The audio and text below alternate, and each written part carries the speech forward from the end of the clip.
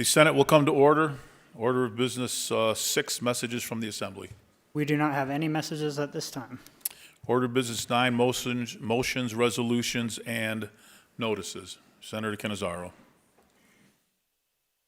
Thank you, Mr. President. Assembly Bill number 4, having been returned from the Assembly. Oh, sorry, I'm getting a little ahead of myself because I see we have somebody on our Zoom.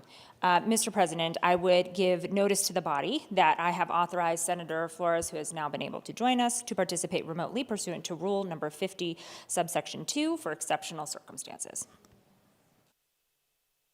Senator Cannizzaro. Thank you, Mr. President. Assembly Bill number 4, having been returned from the Assembly, I would move to rescind the action whereby Assembly Bill number 4 was passed by the Senate. For the motion, all those in favor signify by saying aye. Aye. Opposed, nay. Motion carries. Senator Cannizzaro.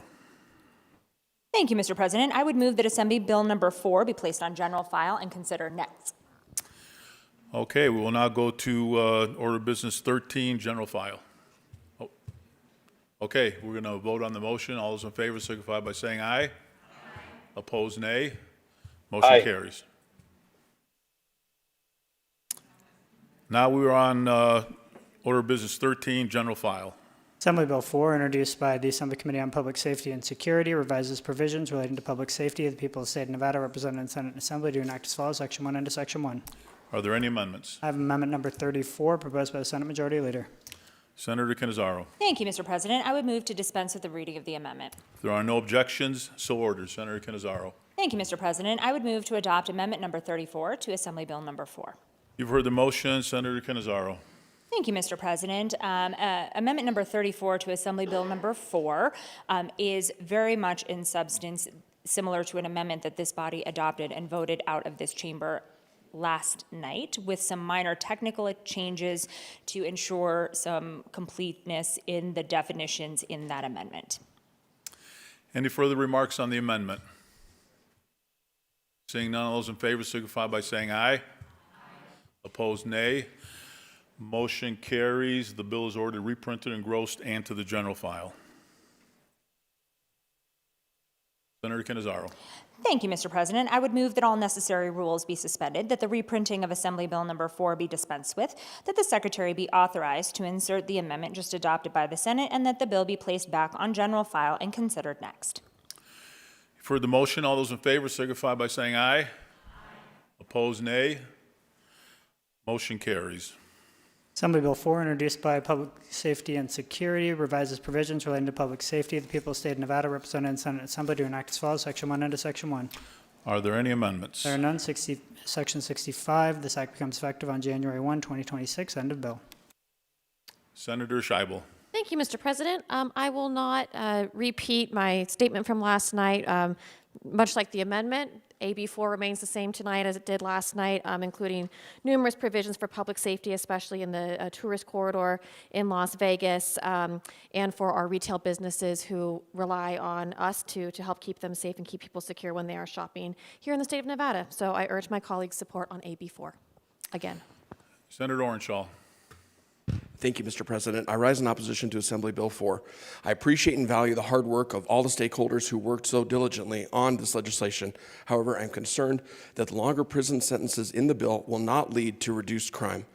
I believe that the evidence shows that this approach does not work and ends up negatively impacting marginalized communities disproportionately. In fact, a 2023 Vera Institute of Justice report notes that severe sentences do not reduce crime and finds that while Black and Latino individuals account for just 31% of the U.S. population, they make up 58% of the prison population across the country.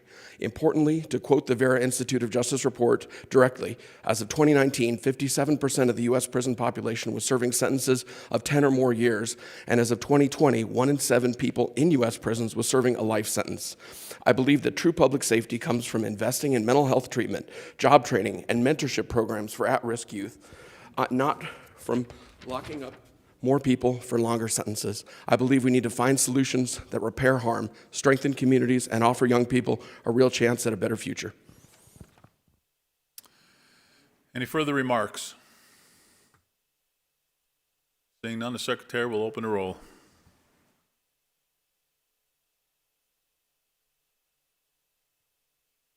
Senator Flores, how do you vote? Yes. Anyone wish to change their vote? Secretary will close the roll. Yeses are 16, the noes are 2. AB 4 has received the constitutional majorities declared passed and ordered to the Assembly. Senator Cannizzaro. Thank you, Mr. President. I would move to immediately transmit Assembly Bill number 4 to the Assembly. You've heard the motion. All those in favor signify by saying aye. Aye. Opposed, nay. Motion carries. Senator Cannizzaro. Thank you, Mr. President. May we allow the Senate to stand in recess? Okay, we are in recess.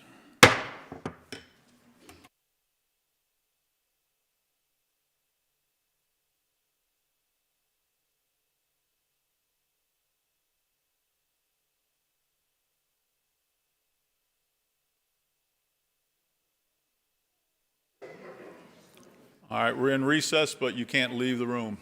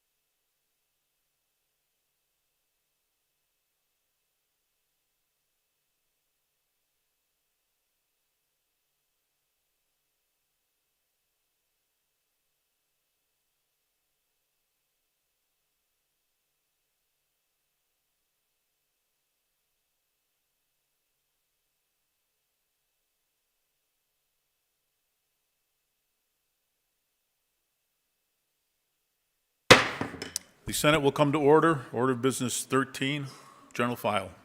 Assembly Bill 5, introduced by the Assembly Committee on Jobs and Economy, enacts the Nevada Studio Infrastructure Jobs and Workforce Training Act. People of the State of Nevada, represented in Senate and Assembly, to enact as follows. Section 1 and to Section 1. Are there any amendments? There are none. Section 48, end of Section 48, end of bill. Senator Wynn.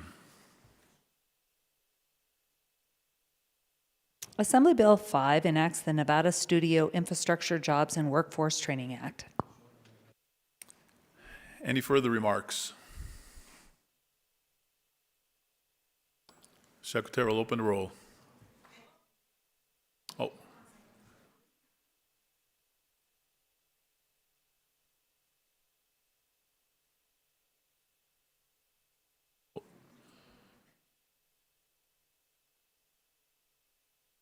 Okay, who would like to speak? Senator Lang. Thank you, Mr. President. Colleagues, I rise here today in opposition to AB 5 for many reasons. One, because my constituents have asked me to vote no on AB 5. They are deeply concerned this bill does not strengthen Nevada's economy, does not protect the taxpayer, and does not meet the test of fairness and integrity they expect from us. For me, economic development is not a new issue. 20 years ago, I worked on ballot questions 1 and 3, two statewide efforts aimed at diversifying Nevada's economy through innovation and startup development. Those measures did not pass, but the goal behind them shaped the work I have done ever since. 5 years ago, I began a statewide conversation about film production as a serious economic sector, not a short-term incentive, but a long-term industry that could anchor new technologies, jobs, and training programs here in Nevada. At that time, the parties who now support AB 5 were aligned with me. We shared a common vision.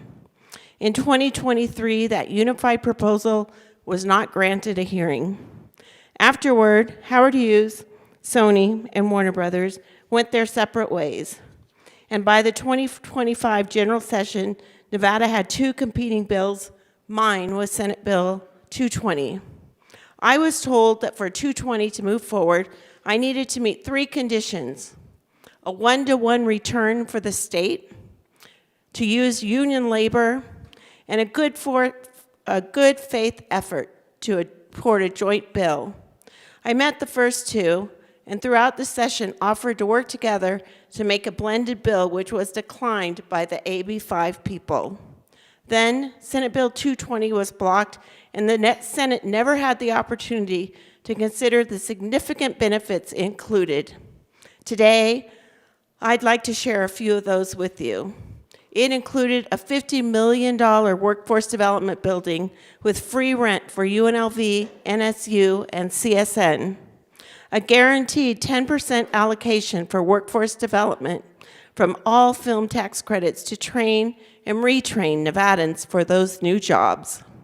A new creative technology initiative backed by serious research to grow high-end technology sectors connected to film and digital production. Construction on public land with full reversion to UNLV, ensuring long-time public ownership. Fiscal projections that would have prevented a budget cliff we now face under AB 5. No movie, no money. The SB 220 model was designed to truly be a film tax credits available to all types of productions, not just a single studio. But all this ended because of money, power, and influence. SB 220 reflected responsible planning, public benefit, and long-term thinking. AB 5 does not. AB 5 is not diversification, it is corporate preference, fiscal exposure, and risk transfer to the state of Nevada. The bill asks us to authorize $1.8 billion for one location, one developer, and 2 multinational corporations before studios are even built, before production occurs, with data that strains credibility. Last session, I was told we didn't have the money in the state budget to fund legislation Yet here we are today voting on a $1.8 billion project. Under AB 5, the state takes downside risk, which private entities keep the upside. There's no public ownership, no reversion, no guarantee Nevada will ever control the infrastructure its taxpayers subsidize. The workforce development commitment is minimal for a project this size. Remember, 220 was dedicated 10%. AB 5 contains a 1% commitment for workforce development. LCB has projected a fiscal cliff in 2030 and beyond of hundreds of millions of dollars that will cause budget cuts to important programs and or tax increases. Just recently, the Lindsay Institute at UNLV studied this model, including Nevada, and concluded that the return on the investment is low, a large share of dollars leak out of the state, jobs are temporary and unstable, infrastructure incentives are high risk for taxpayers, large upfront commitments create budget cliffs. AB 5 magnifies every one of these weaknesses. Also, AB 5 presents significant constitutional concerns. Article 8 of the Nevada Constitution prohibits special legislation that grants exclusive privileges to a particular corporation when a general law can apply. AB 5 is narrowly written around a single site, a single developer, and a specific corporate structure. Senate Bill 220 shows that a general law can be made. We cannot make this constitutional by merely saying so. We have a constitutional duty to be cautious before enacting legislation that could be challenged after large commitments have already been made. To many union members here, especially IATSE, it doesn't feel like we are together right now. But for over 40 years, I've been a union member fighting for workers' rights, and I won't stop now. I have made it clear during the 83rd session and forward that I do not support this bill unless it has significant revisions. I want Nevada to build a film industry. I have invested years in this work, but I want it done the right way, with fairness, transparency, accountability, and long-term public benefit. But this process has shown me that we need more. I have started the process of gathering business, local government, and educational partners to begin a broad dialogue about what they need from us to build the next Nevada economy. The senator from District 11 has agreed to co-chair this effort to create a new bipartisan pathway we are calling Nevada Next, to build a resilient statewide economy. Film, clean energy, sports innovation, creative technology, advanced manufacturing, and real workforce pipelines to create a good return on the dollar for our state. If you defeat AB 5, we can come back in 27 with a plan that works for everybody, not just a single corporation, which engages a broader vision for all Nevadans. My constituents have asked me to vote no. The evidence speaks for us to vote no. The Constitution urges caution, and Nevada's future requires responsible choices. I ask you to make that choice with me. Thank you. Senator Neal.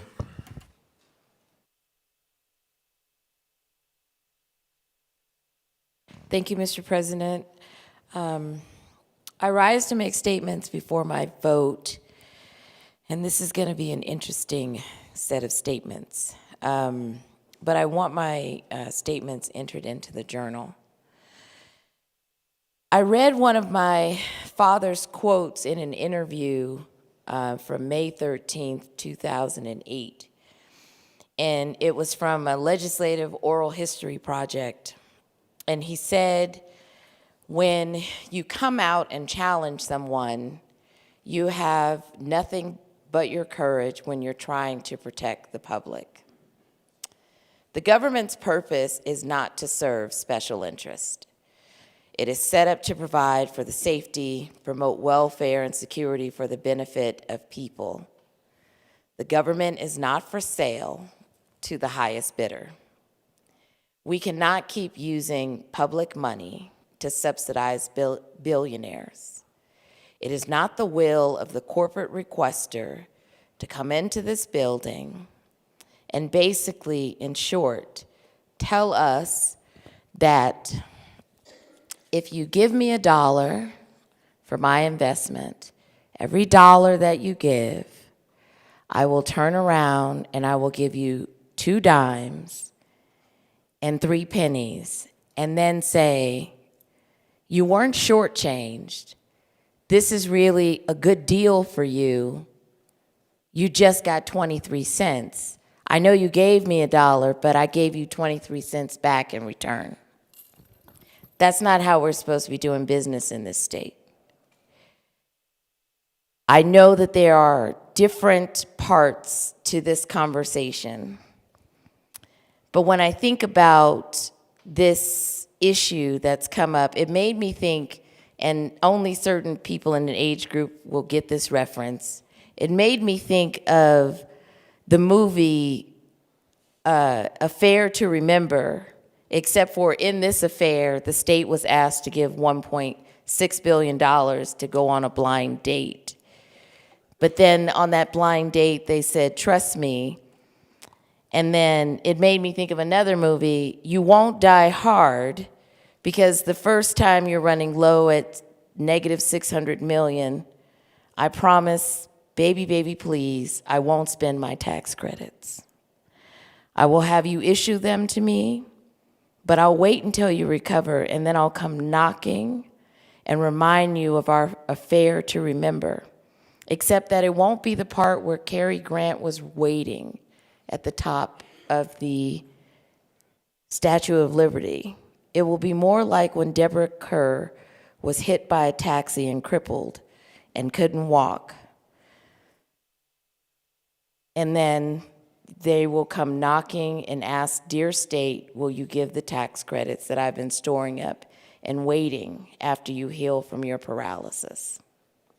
But I digress. It has been absolutely clear to me that the vote that I'm getting ready to take, understanding the policy, understanding what I do not like about it, that in the conversations and the drama that has been in this building for 7 days and the months before, that even in that, I had to make a decision that I was going to stand by, not trade my vote for Windsor Park, not trade my vote for corporate investors, but to stand by the woman and the leader in this house, the mother that she is, the woman who saved my life on February 18th. And I'm saying all this because I want, dear Hollywood, I want you to be absolutely clear that although this vote may benefit you, it is not for you. It's not even a consideration about you. I am angry about the political tactics that cause pain to my colleagues. I'm angry that there was some sense in this building that somehow people owe 100% loyalty, not even just 100% loyalty, but 1,000%. And that folks were in this building looking for political corpses to press a button. Not whether or not they had always supported, not whether or not they had reasons and their moral integrity on why they were choosing to say no. And it upset me that their no was being disrespected at every turn. And I want you to hear me clearly that everything that I am getting ready to do today is not for you. It has nothing to do with trying to support 23-cent return. It has everything to do with the person that I care about and my colleagues that I care about, and speaking out against the fact that no one controls a man or woman's life in this legislature. Our plenary power is not just for you. It is not for your special interest. And our voices that actually are dissent is not a political problem. We are not beholden to you, and we are not a problem because we get in your way.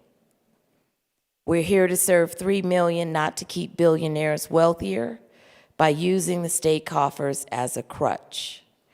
We are not your personal bank. The purse that you can dip into at will or be forced into a robbery to take 23 cents and like it. You don't have to have a legal and social, moral, or political, you don't have a legal, social, moral, or political right to force us to do anything. So for me, I didn't bargain. I chose to cover someone who had always covered me, who had, but for her actions, I wouldn't even be standing here today. But that doesn't mean that the living room conversations are not going to continue, that there isn't going to be social media, that there isn't going to be some kind of conversation around how Hollywood was asking Vegas for a corporate handout. So, Mr. President, I just want to make sure that everyone understands that it wasn't a hard choice, because I told the leader of this House 4 days ago what I was going to do. But I said I was going to do it my way, like Frank Sinatra.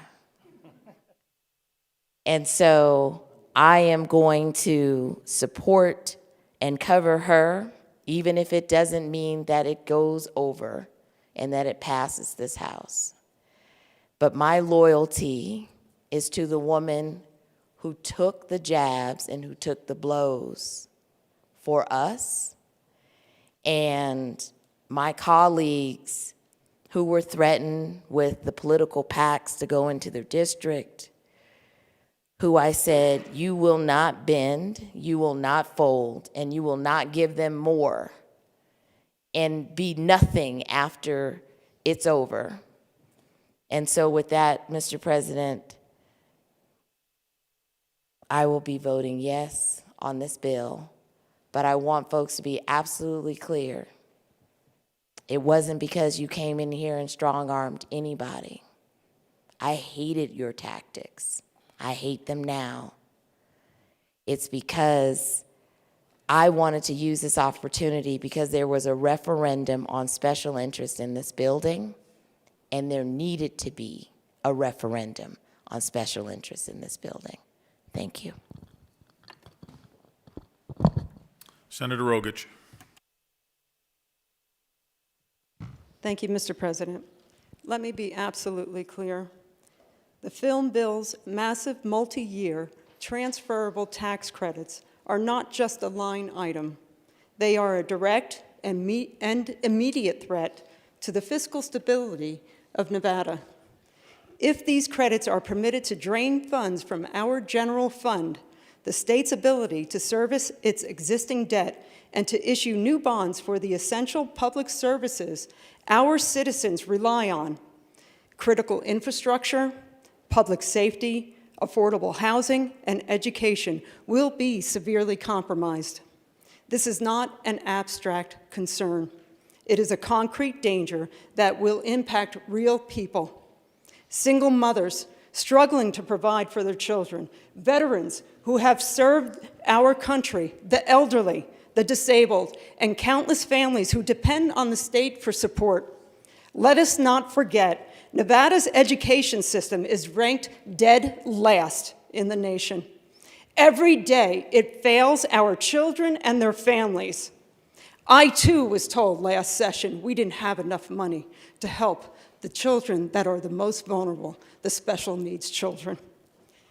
To further drain our financial foundation is to abandon those who need us most, those who, despite their best efforts, simply cannot do it alone. Good government is about protecting the vulnerable, not exposing them to greater risk. This bill is not a theoretical risk. It is a real and present danger to the financial health of Nevada. Even the Lindsay Institute at UNLV has warned, for a state like Nevada, with unstable revenue streams and a narrow tax base, expenditures on tax credit programs crowd out funding for other priorities. The evidence is clear. The bill undermines the very essence of responsible governance. I cannot and will not support a measure that threatens the long-term harm to our state's fiscal health and the vital services and organizations that sustain our communities, especially as we face an economic downturn. We have been told that we are in the beginning of a recession, and in the next 6 months, we will be in a full recession. I urge my colleagues in the strongest possible terms to vote no. The future of Nevada depends on it, and these families who need us depend on us. Thank you, Mr. President. Senator Krasner.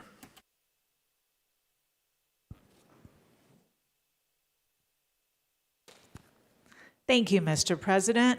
I rise in support of Assembly Bill 5 of the 36th Nevada Special Session, which enacts the Nevada Studio Infrastructure Jobs and Workforce Training Act.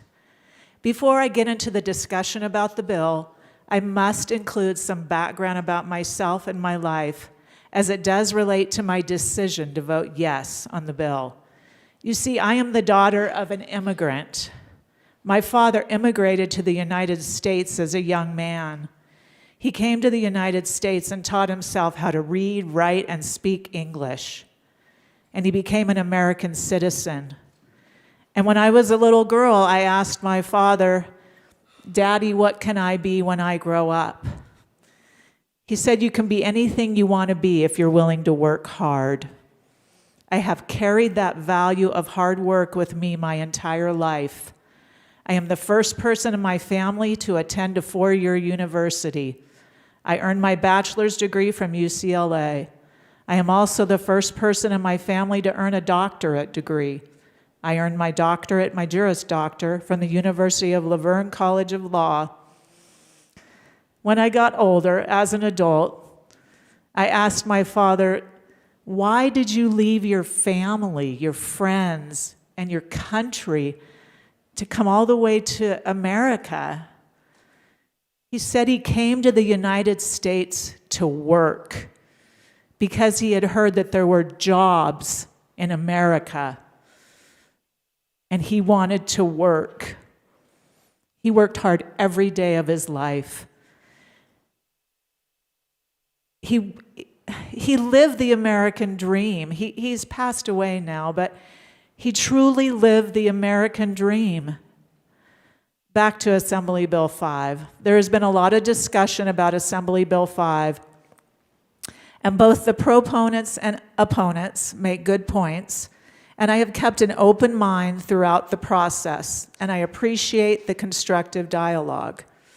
Ultimately, after reading, research, listening to testimony and hearings, and thoughtful consideration, I've made the decision to support AB 5 because this is a jobs bill, and that will benefit our state and the people that live here.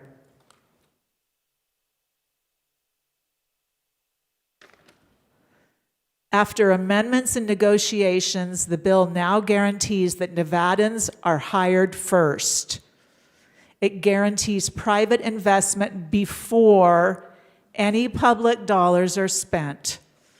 It requires the industry that we are bringing to Nevada to be good corporate citizens.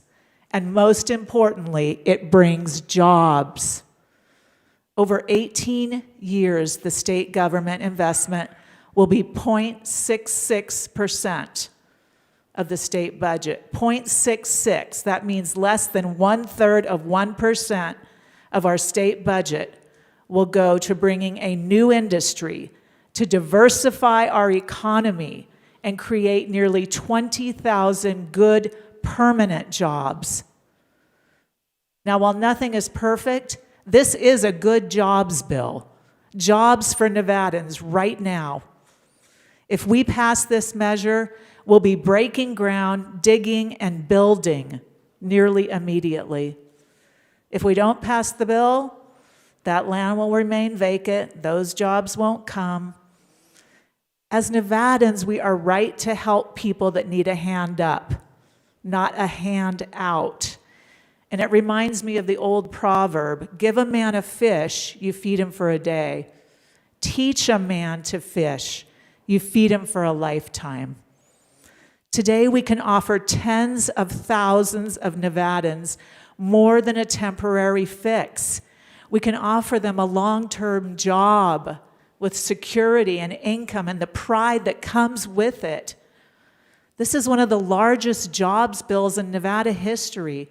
This is $1.8 billion of private infrastructure investment right now, plus $4.5 billion in production, for a total investment in Nevada of $6.3 billion in Nevada's economy. And all of that private investment will happen before any incentives are paid, along with many other guardrails that protect the Nevada taxpayer dollars. This bill will create tens of thousands of construction jobs right now, and is projected to create nearly 20,000 permanent jobs in a new industry. We have talked for years about the need to diversify our economy in Nevada. We've seen how Nevada, north and south, is impacted when there is a downturn in tourism. This legislation will open the door to a whole new industry for Nevada. I believe that this bill is an opportunity for the state of Nevada and the people who live here. This is an exciting new chapter for our state and the people who live here. I love the United States of America, and I love Nevada, and I love the people who live here. And I believe that Nevada is the land of opportunity for people who want to work hard and who want to achieve the American dream. Where else but in the state of Nevada could the daughter of an immigrant become a senator? I enjoy talking and listening to people, whether it's waiting in line at the grocery store, riding in a taxi cab, and what people tell me is they want jobs. People want jobs. They want to work. And people need jobs so that they can pay their rent or their mortgage or buy groceries or put food on the table or pay their bills or maybe save some money so they can put their kid through college. This bill is an opportunity for Nevada and the people who live here because this bill creates jobs. I encourage my colleagues to vote yes on AB 5. Thank you. Senator Cannizzaro. Thank you, Mr. President. I want to just thank my colleagues in this chamber because I do respect all of you and I appreciate the time that you have given to discuss this piece of legislation, and I just want to thank you all. I want to be very clear about why it is that I support Assembly Bill 5. I believe very much in working families. I believe very much in good-paying jobs that provide health care and an opportunity to retire. And I have to thank all of the amazing men and women in our labor unions who are fighting for their families because I know that they are looking for ways in which they can get to work. And that is why I am supporting this bill.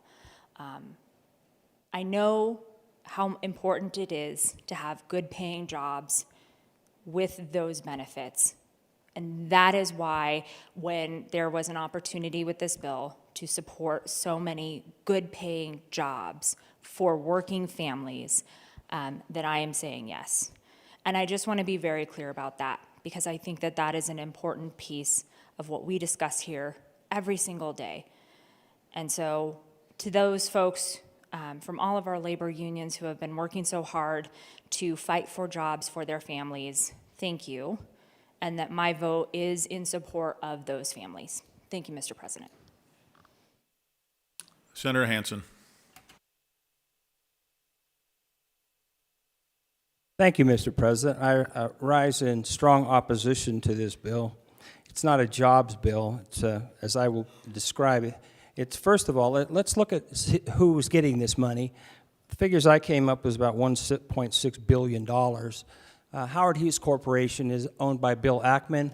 Mr. Ackman is worth $9.2 billion. His income just in 2024 was $1.75 billion. Next group that's going to get the money is Warner Brothers. Warner Brothers was recently purchased, I understand, for about $70 billion. You're going to tell me that we need to take money from the Nevada taxpayers, which should be going into the general fund, and transfer it through what boils down to extortion in order to have them come to the state of Nevada? No, it's wrong. And that's why I think the most important thing that we've learned in this special session is that we all knew that a bill will stand on its own merits. We have been browbeat. This place has been, I've been through a couple similar ones before, but I don't know if it's been quite as ugly as this one was. Phone calls to legislators, ugly confrontations in halls, all sorts of arm twisting that don't reflect the fact that the bill has merit, but because there are very specific groups that are going to benefit in enormous ways. Now, why did I say some questions on the job aspects of this? Now, we are going to, if we pass this, we are basically going to go into the next at least 6 legislative sessions with a $250 million deficit. Now, just the other day, my colleague sitting to my right had Windsor Park, and we gave $25 million to Windsor Park. Windsor Park will be a great jobs bill. We gave, last year in the session, we gave $90 million to the White Pine Public Schools. That $90 million is going to create great jobs in White Pine County. The year, we also gave $65 million to the Oahe School. I was up there with Alexis, and about at least 50 to 100 of the Indians on that very remote reservation have great high-paying jobs on that reservation, all paid for with tax dollars. Now, every time we have a capital improvement project that comes through this building, and we would have with $250 million, we would have a lot of those. They create jobs, construction jobs, really should be construction improvement projects. Every school, every road, every bridge, every infrastructure project across the entire state benefit from that. Now, this specific bill is very unusual in that we're going to use essentially taxpayer dollars to finance it if we do this, but it's a private project.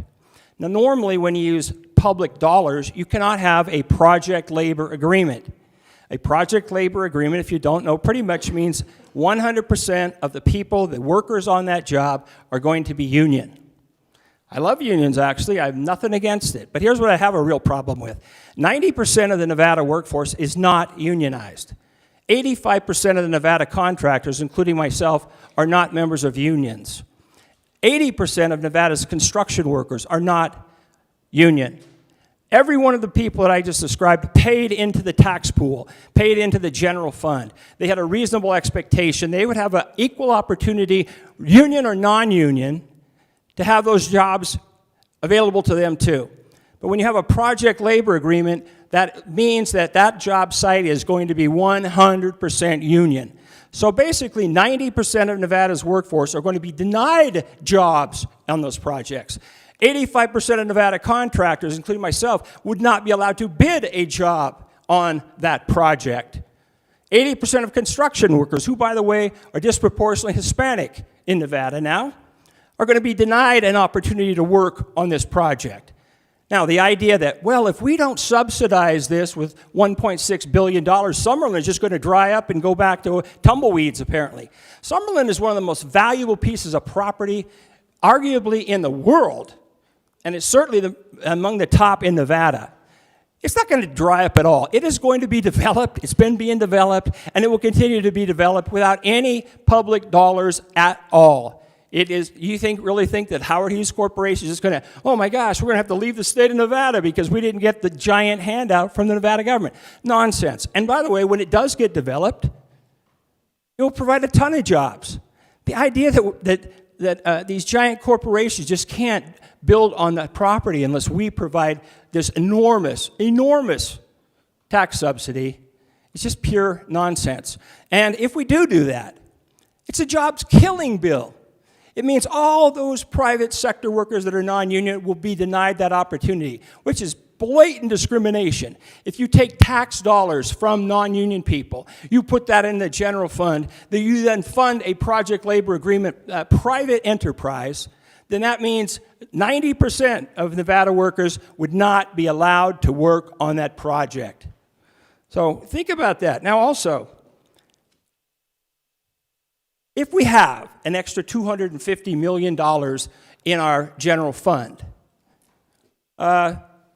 which, by the way, as my colleague points out, there's a whole litany of things that we could spend that money on, every nickel of which will provide jobs. It's almost impossible for us to not spend tax dollars in a way that creates jobs. Now, they may not be prevailing wage union jobs, but there'll be jobs. You know, Wahi, we're doing it, White Pine County. And normally, with construction improvement dollars, capital improvement dollars, we spend it broadly around the state. The ones I've described, Las Vegas, Ely, Elko.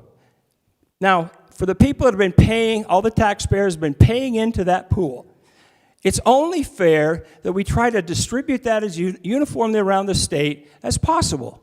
And by doing that, non-union and union workers benefit. Most, in fact, of these capital improvement projects go union. The bigger ones especially, highway constructions and stuff. And what we've basically done is we've denied to, for example, in Sparks, we have plumbers and pipe fitters local 350. Friends of mine on that. I'm not union, but I understand that. Now, those guys are going to be denied $250 million of possible jobs in the Reno-Sparks area. And that's for everywhere else around the state, because that $250 million, is going to be spent exclusively in one private park where all non-union workers are denied that opportunity. That money should be spread everywhere. That's why you can't have that normally when you have a publicly funded project. You cannot discriminate against a contractor like me, non-union, from bidding on a job funded by government funds because they came from non-union as well as union. Now, if we have all that extra money, I actually had a little fun. I went and talked to some of my more liberal friends, and I said, you know, if we had $250 million extra dollars, what could we do with this in the state with it? They gave me a litany, besides all the normal ones, you know, capital improvement projects, schools, roads, public safety. How about this? We just had a bill, or a hearing, where we found out that almost 200 children have been hit in Clark County School District zones. How about if we spend a couple $1 million to add more school police or Metro or whoever would enforce the school laws, the school zone laws? How about that? You know? And that, by the way, would create jobs, police jobs, protection jobs, improve public safety, and show that we care about our school kids as much as we do Bill Ackman and the movie crowd. Oh, there's a whole list, though. Adults with disabilities in home care, autism services and trained workers in schools, kids with disabilities in public schools, aging and disability services, mental health clinics, public defenders, prison repairs, primary care, health care. We just went through a relatively minor recession caused by the government shutdown.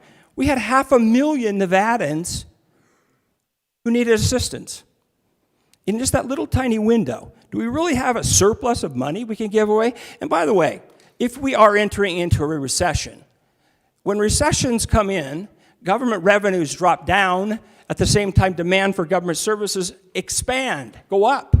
It's the worst possible time to have a dramatic reduction of $250 million in the state general fund.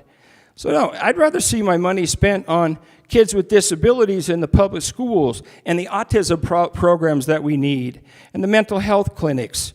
Also, we had a huge fight in here about the mining tax. We passed it.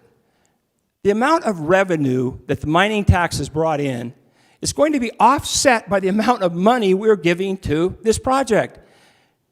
We're actually losing money After all that talk about, oh, we're going to put so much more money back in the public schools, we're instead going to transfer basically the value of a good portion of that mining tax, and we're going to give it to billionaires to build one tiny project. Don't get me wrong, I'd love to have them come, but they'll come anyway, and that project will be developed. All right. I do want good paying jobs. I'm a blue collar worker, a high school graduate. I've spent, this will be since 1979, I've been working in the trades. I'm very sensitive to protecting and helping people have, as one of my colleagues point out, good paying jobs, health care, good schools, all that kind of stuff. And this is going to hurt the bulk of the state. It's going to short our revenue stream. It's going to reduce our opportunities to have projects all around the state. It is a job-killing bill. It's going to create a huge deficit in our budget. And when we come back next time with a $250 million deficit right out of the gate, we're not going to be able to fund all the programs like autism problems in the schools, healthcare centers, and all of the same. So I would urge my colleagues to vote no. This is a job-killing bill in spite of all the hoopla about it, and remind you that we can always create jobs with the $250 million in those bienniums through all sorts of programs, and that money, oh, by the way, will be spent 100% in Nevada, unlike these tax credits, which are going to billionaires, and there's nothing in the bill that says that tax revenue has to be spent in the state. Wherever they want to spend it, they can do it. With us, when we have our spending here, in the budgets right here, every penny stays in Nevada, benefits from Nevada citizens, creates Nevada jobs, and is a very reasonable expectation. If I'm a Nevada taxpayer and I've been paying into the general fund, I want that money spent on my fellow citizens in the borders of my state.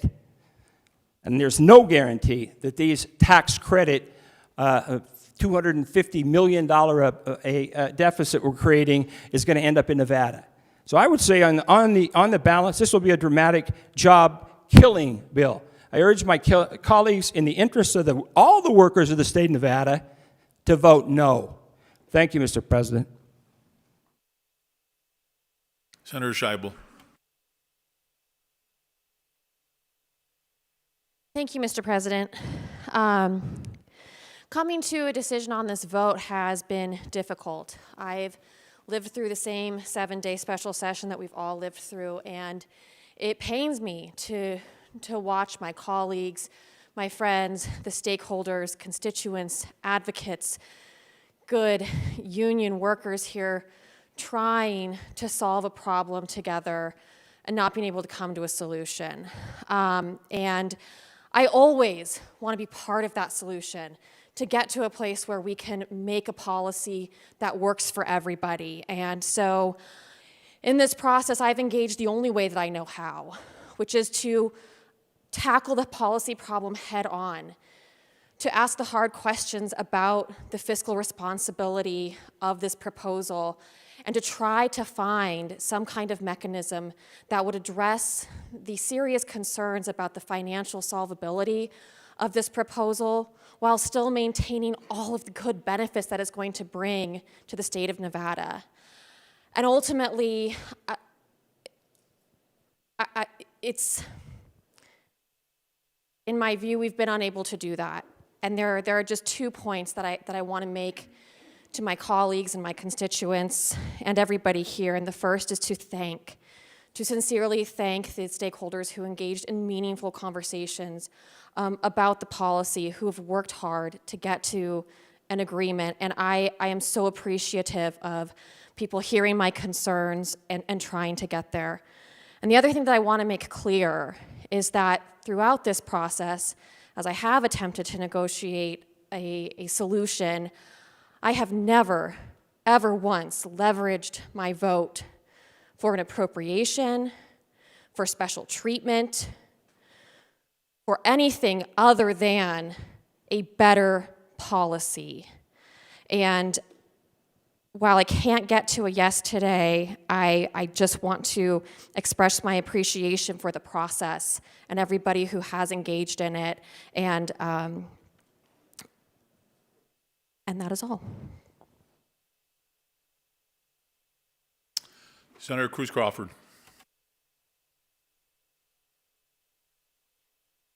Thank you, Mr. President. I am just sharing some remarks on AB4. I just wanted to take a moment to thank all of the unions that have come out and the workers that have come to Carson City on behalf of advocating for their families. As a wife of a fifth-generation ironworker, I know what it feels like to be off work, and for that, I'm very sorry I could not deliver to you today. Thank you, ironworkers, plumbers and pipe fitters, IBEW, sheet metal union, laborers, IATSE, and Teamsters. But I'll keep working toward a solution in the next session. Thank you.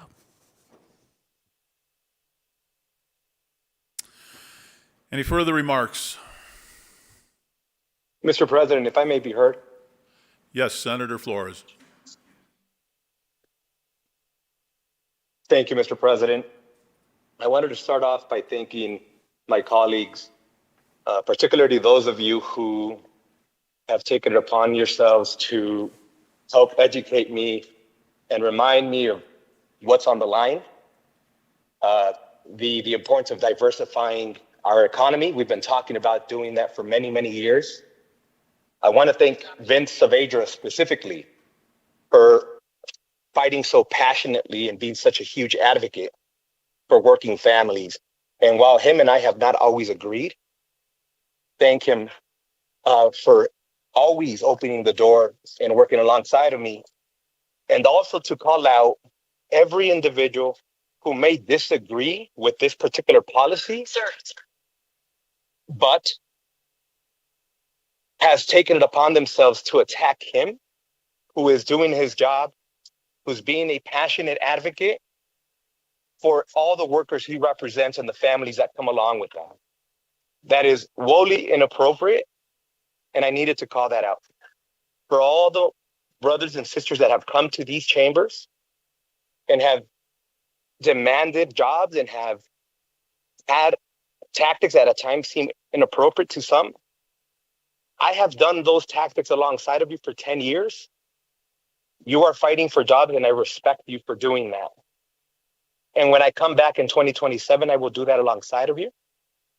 However, at this time, we have tried to propose policy changes that I believe protected the interest of the entire state. And understandably, some of the stakeholders felt uncomfortable and said they could not accept it. And I appreciate them considering those different proposals and giving me the time. But I have a responsibility and obligation to this state. And I promise you that I will continue to work alongside of you, just like my 10-year resume of fighting for workers every single day, at times standing against my own party. But unfortunately, I will not be able to support this because I have an obligation to this state.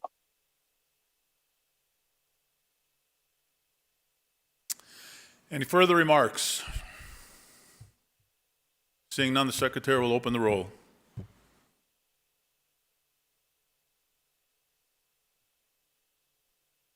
Senator Flores? No. Anyone wish to change their vote? Secretary will close the roll. Yeses are 10, the noes are 8. AB 5 has failed to receive a constitutional majority, is declared lost. That concludes order of business 13. Order of business 14, unfinished business. We have no unfinished business at this time. Order of business 16, remarks from the floor. Mr. President, Senator Canizaro. may we take a recess? We are in recess.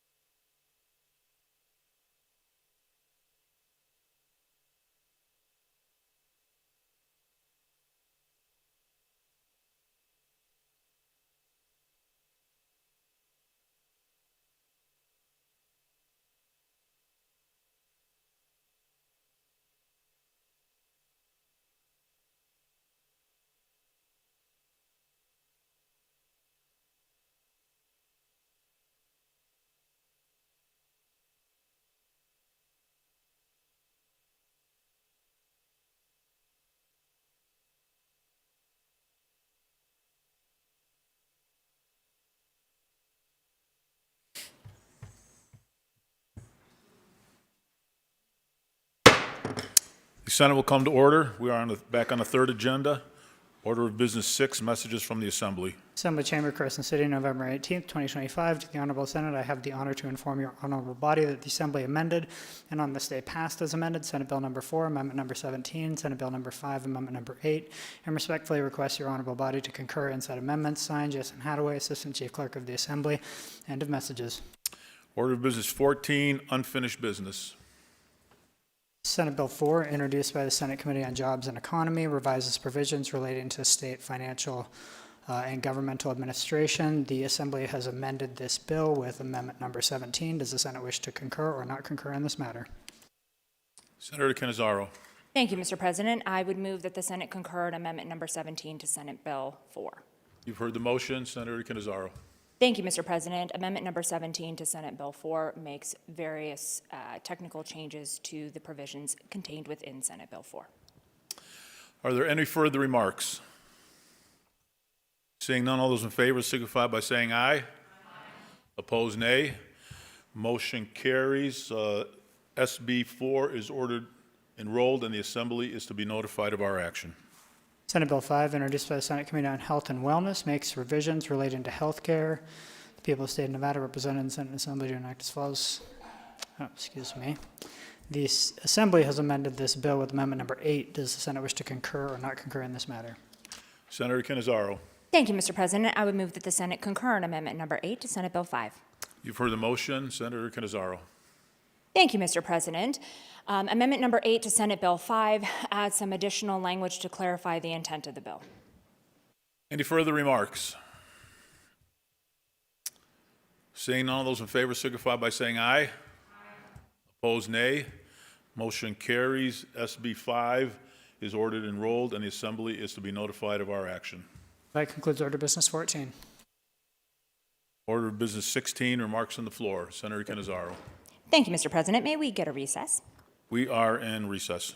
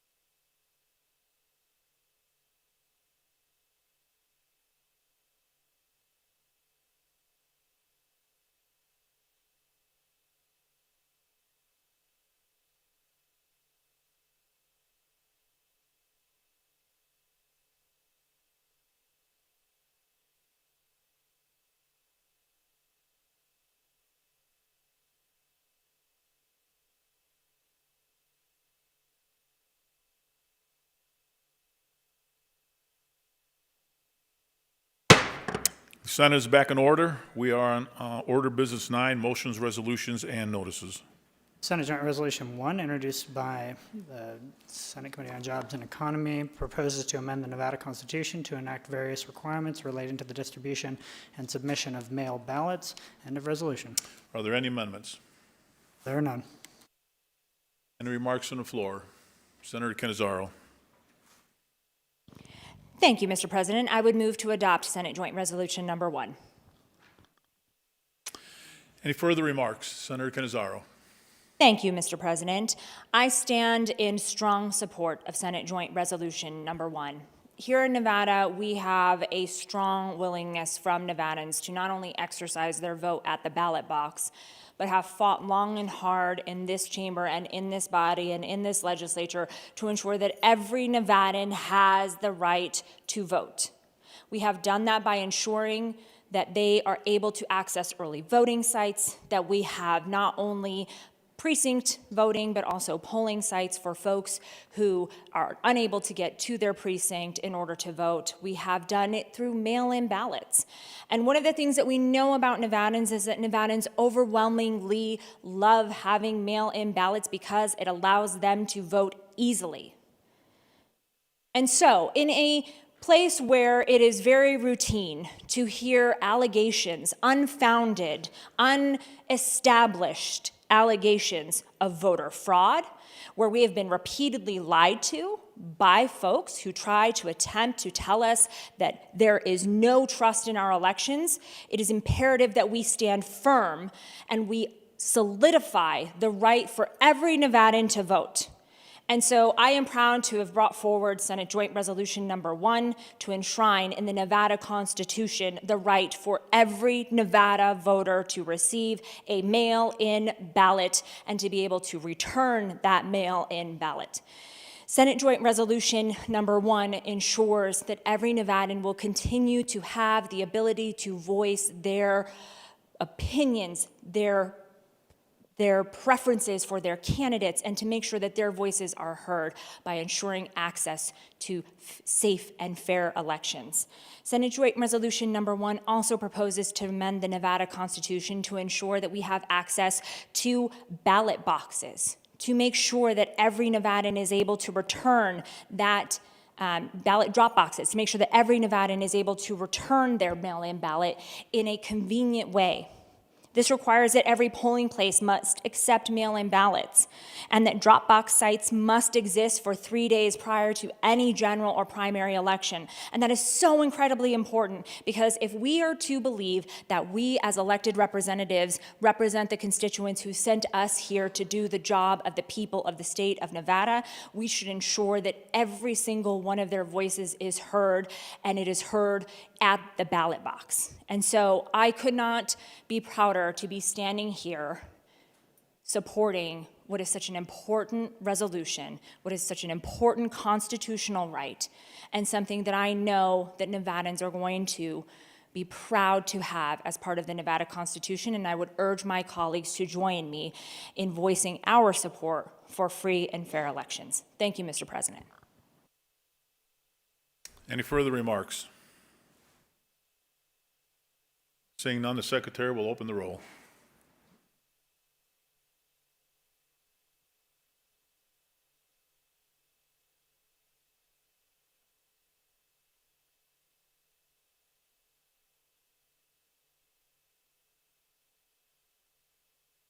Anyone wish to change their vote? Secretary will close the roll. Yeses are 12, the noes are 4. The joint resolutions have received the constitutional majority is declared passed and ordered to the Assembly. That concludes Order Business 9.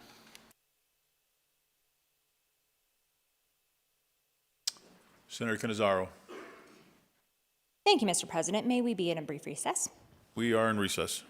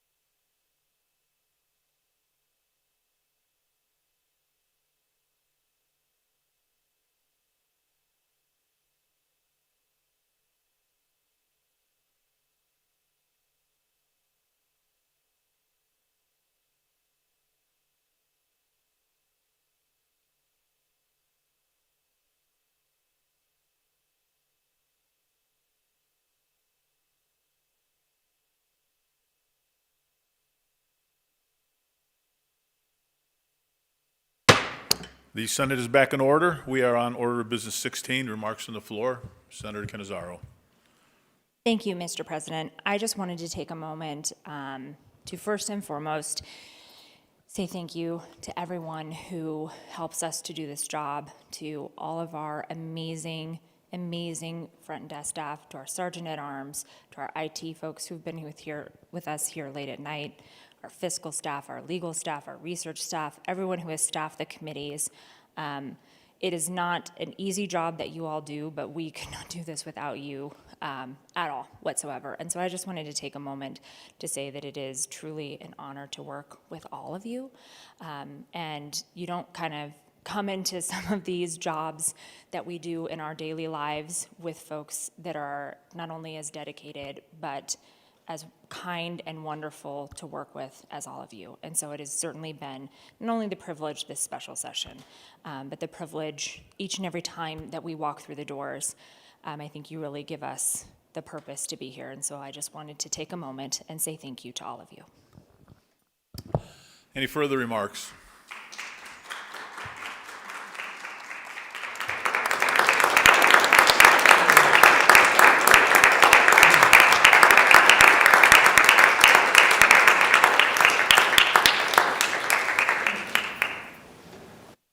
Senator Canizaro. Thank you, Mr. President. And I would also be remiss if I didn't thank the members who serve in this body with me. I appreciate you. I appreciate your dedication to your constituents. And while we may have times where we disagree, I certainly have enjoyed serving not only in this special session, but for many sessions with many of you. And I just wanted to thank you for your time and dedication to the work that we were tasked with. Special sessions are never easy. They're always difficult because it's not just solving an immediate problem that we may have from a constituent during session, where we have much more time to consider that and to debate and to have hearings. And so special sessions, I have found, have always been a little more difficult than a regular session because of the need for us to be quick and adept at solving some of those problems. Serving in the Nevada State Senate has been and is the honor of my life. And I just wanted to thank you because from everybody who we work with on staff to everyone serving in this chamber that I've had the privilege to serve with, I would not be the same person without all of you. You have shaped me and taught me, and I have loved every minute of it, even when it's really hard. So I just wanted to take a moment to say that I am grateful, that I know I have fought a lot of battles right alongside all of you, that we have fought battles together. And I wish I could say that I was sorry about those battles, but I am not sorry. I find that to be one of the most incredibly rewarding things about getting to serve in this body, is the ability to fight the good fight and to advocate for those who need someone to have a voice. And so I just wanted to say thank you to all of you for all of your dedication and service, and for everything that you have given in this special session, and for every day that I am able to work with all of you. Any further remarks under order business 16? Okay, we will go into recess.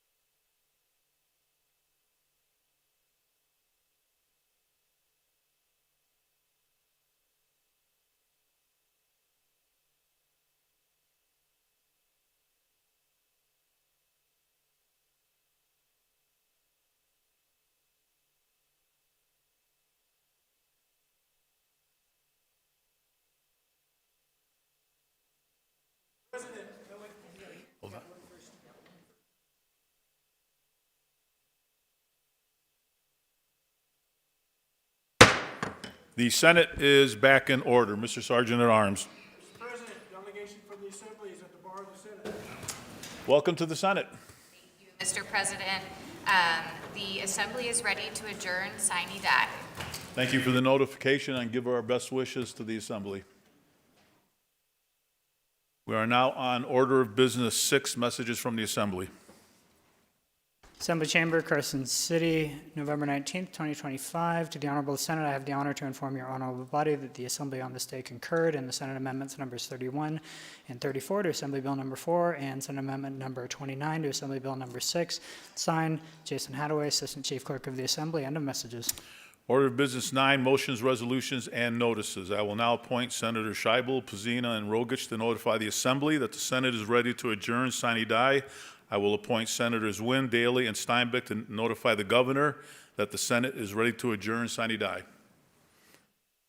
The committees will attend to their business, and we will go into recess.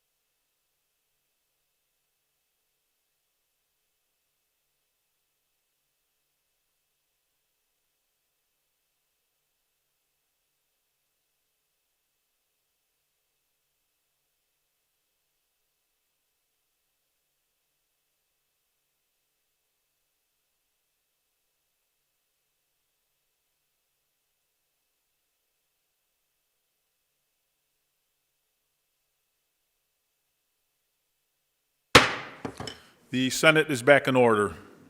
Senator Scheibel. Thank you, Mr. President. Your appointed committee has reported to the Assembly that we are ready to adjourn sine die. Thank you. Senator Nguyen. Thank you, Mr. President. Your appointed committee has informed the governor that the Senate is ready to adjourn sine die. Thank you. Senator Scheibel. May we go to order business of 16, please? Go ahead. Run. Yeah. Okay, thank you. I know that the hour is late, but there is somebody who I think we absolutely have to extend our deepest gratitude to, who we have not acknowledged on the floor yet today, and that is my colleague from District 6. She serves as our majority leader with such professionalism and integrity, and I have nothing but the deepest admiration and respect for her.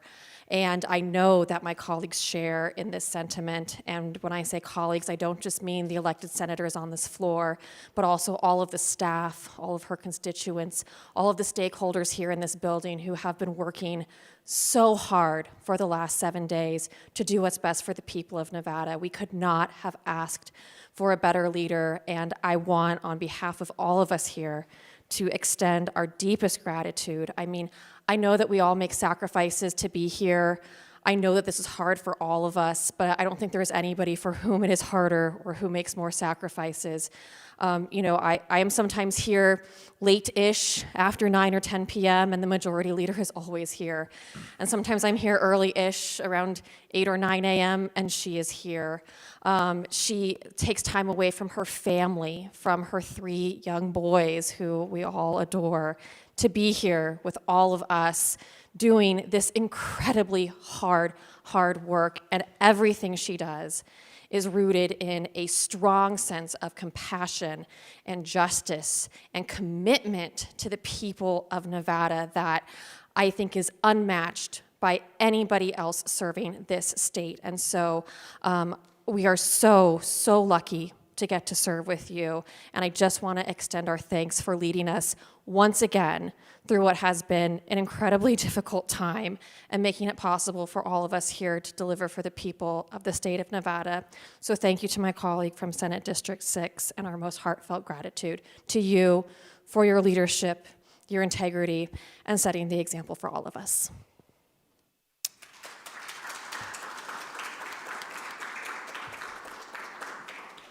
Senator Cannizzaro.